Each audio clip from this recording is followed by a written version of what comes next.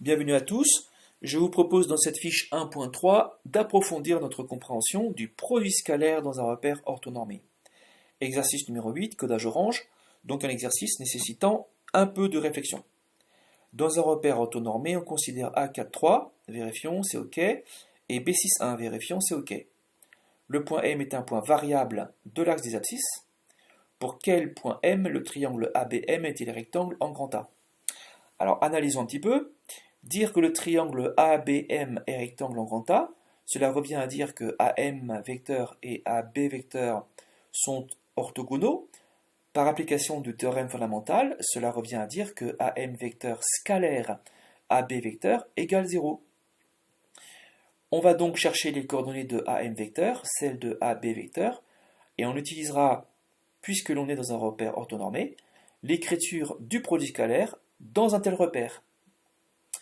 Alors petit souci, c'est qu'en faisant ça, donc en écrivant que le produit scalaire est égal à 0, on va se retrouver avec une équation à deux inconnus, xm et ym, tout calcul fait.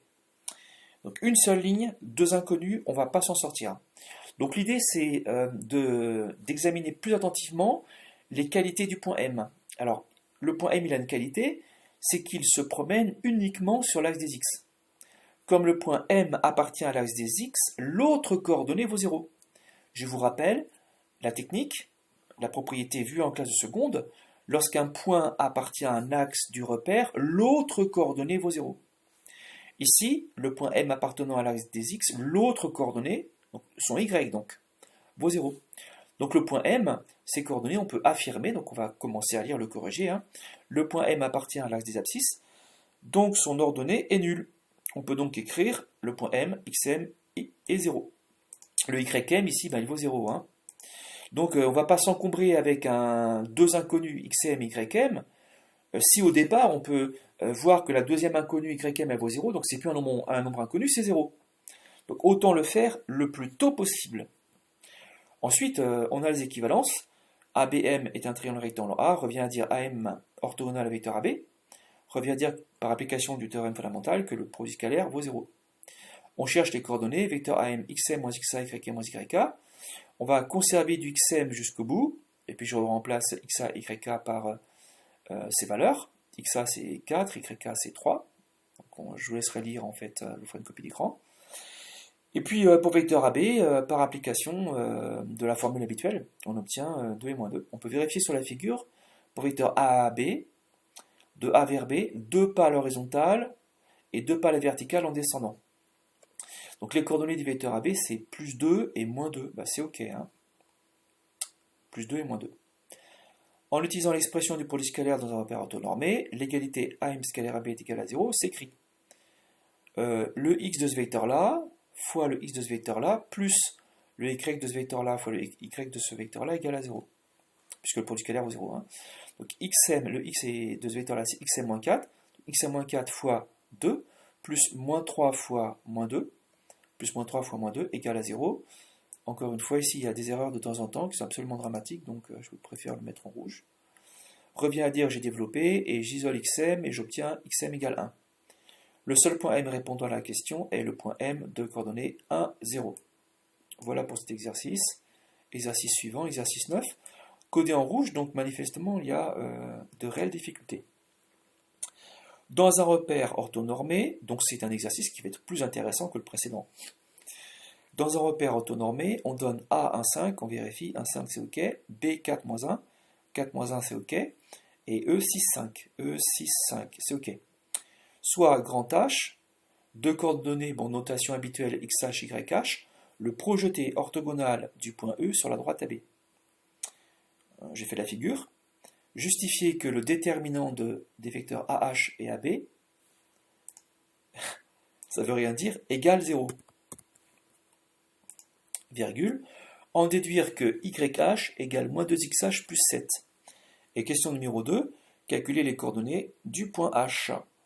Alors, question numéro 1, il faut justifier que le déterminant de deux vecteurs vaut 0. Alors, on sait que le déterminant, c'est lié à l'idée de collinéarité. Donc en fait, il nous demande de justifier que le déterminant vaut 0, ce qui revient à dire que AH vecteur et AB sont collinéaires. Alors est-ce que c'est vrai? AH vecteur et AB vecteur, bah oui, ils sont colinéaires. Pourquoi? Parce que les trois points A, H, B sont alignés. Faut pas dire dans cet ordre, hein. Le point H pourrait être en dehors du segment AB, il n'y a pas d'importance. Le point H appartient à la droite AB, donc les trois points A, H, B sont alignés. Bah donc, les deux vecteurs que l'on forme à partir de ces trois points-là, AH vecteur et AB vecteur, ce sont deux vecteurs colinéaires. Relisez votre cours de seconde, éventuellement relisez le fichier PDF sur Maths-en-Clair. Alors, on va écrire que le déterminant vaut 0, on va rechercher les coordonnées de AH vecteur, celles de AB vecteur, celles de AH vecteur. Il va nous rester le x du point H et le y du point H sur les bras, et on n'est pas comme dans l'exercice précédent, le point H n'appartient pas à l'un des axes du repère, donc je ne peux pas dire que l'une de ces deux coordonnées vaut 0. Donc c'est vraiment un problème avec deux inconnus ici, hein, xh et yh. Déterminante égale à 0, on va le poursuivre jusqu'au bout, et puis normalement, si on isole yh, on va tomber sur cette écriture-là. Donc pour la question 1, on voit la stratégie.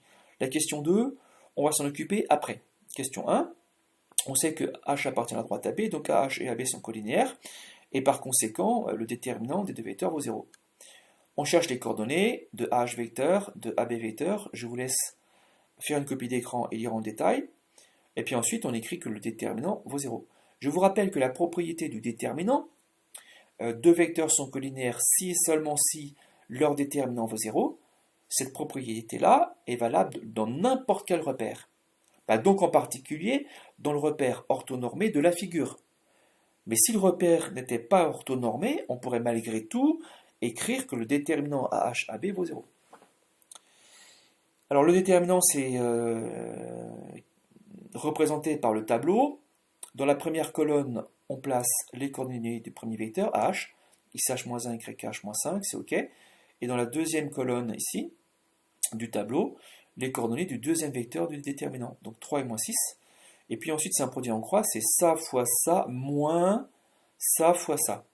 Ce qui va nous donner xh-1 fois moins 6, moins ici. Donc évidemment, il n'y a pas de confusion possible avec le produit scalaire, je vous le rappelle. Dans le produit scalaire, il n'y a pas de mélange. C'est le x d'un vecteur fois le x d'un vecteur, et le y d'un vecteur fois le y d'un vecteur avec un plus. Il n'y a pas de mélange.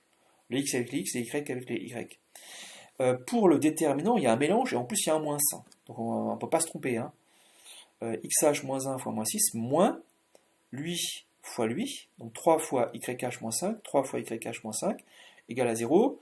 On développe moins 6xh plus 6, c'est bon.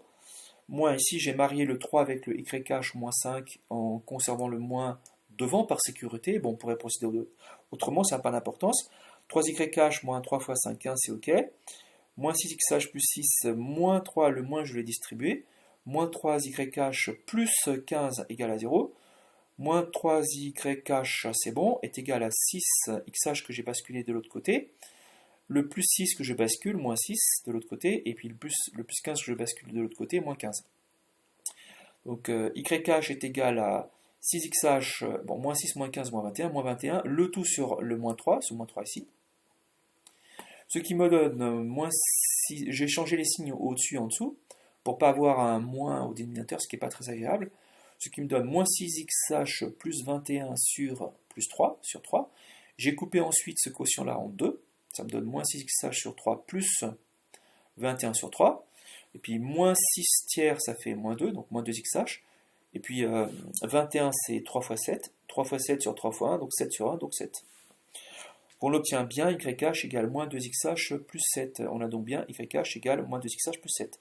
Bon, c'est réglé pour la question 1. Question 2, calculer les coordonnées du point H.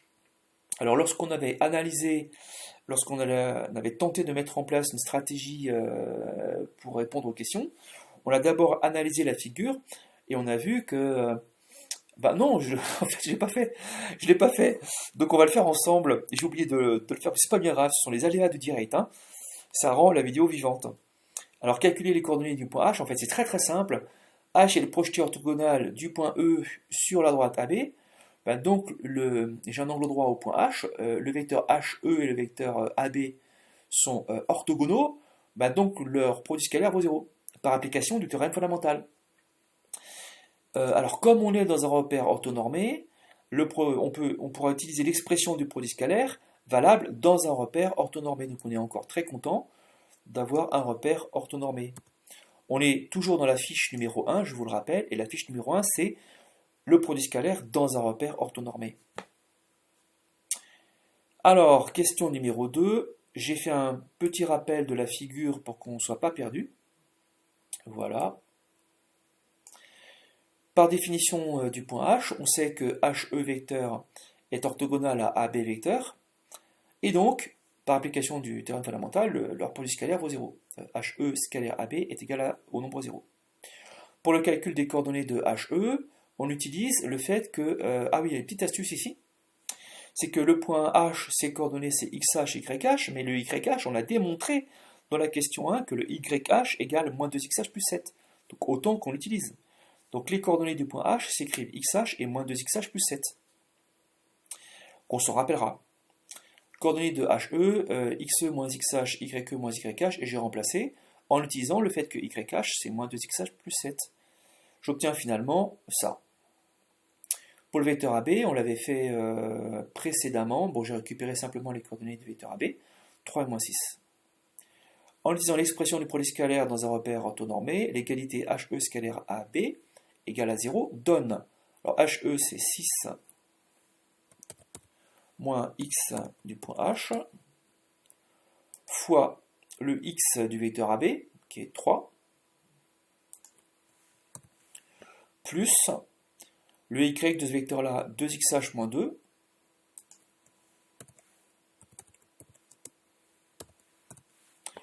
fois le y du vecteur AB, moins 6,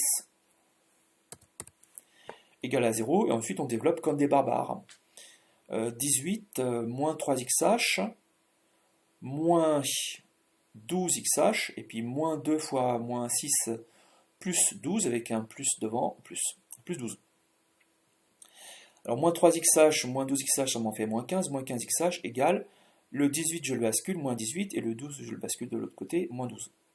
Moins 15xh égale moins 30, xh égale moins 30 sur moins 15, ce qui va me donner 2. Bon, moins 30 sur moins 15, c'est 30 sur 15, 15 fois 2 sur 15 fois 1, donc 2 sur 1, voilà, donc 2. D'autre part, on sait que le YH, alors on vient d'obtenir la valeur de XH, mais on se rappelle évidemment que le Y du point H, il faut conserver ça à l'esprit, le Y du point H, c'est moins 2XH plus 7. Alors là, on va peut-être l'utiliser. On sait que c'est moins 2XH plus 7. C'est-à-dire, donc avec la valeur de XH que l'on vient de calculer, moins 2 facteur de 2 plus 7, ce qui me donne moins 4 plus 7, c'est-à-dire 3. Finalement, le point H, il a pour coordonnées, donc son X, c'est 2, et son Y, c'est 3. Je me suis arrangé, vous l'avez compris, pour que les coordonnées du point H tombent juste. Alors, ce ne sera pas toujours le cas, il ne faut pas rêver. H de 3, regardons sur la figure, c'est totalement cohérent avec observation sur la figure, en faisant confiance à la figure.